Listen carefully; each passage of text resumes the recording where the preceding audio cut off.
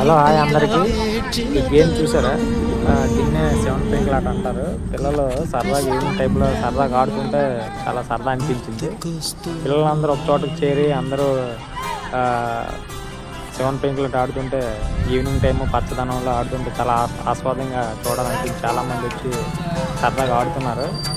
అందరూ 13 సంవత్సరాలు 14 సంవత్సరాలు అందరు పిల్లలు కూడా స్కూల్ పిల్లలు.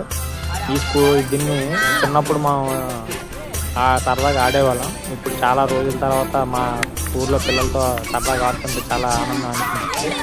ఈ పిల్లలు కూడా ఇలాగే సరదాగా ఆడుతుంటే ఇప్పుడు కూడా స్కూల్లో పిల్లలు బయటికి ఇంట్లో టీవీ చూడకుండా ఉండనివ్వకుండా పిల్లల్ని బయటికి ఇలాంటి గేమ్స్ ఆడిస్తే పిల్లలు సరదాగా అలాగే ఐకమత్యం కూడా ఉంటుంది.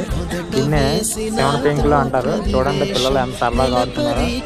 ఆడుతూ ఒకళ్ళని మాట్లాడుకోవడం, తిట్టుకోవడం, అలాగే నువ్వు ఇది చేయరా అది చేయరా అని చెప్పడం చూడండి ఎలా చూస్తున్నారు.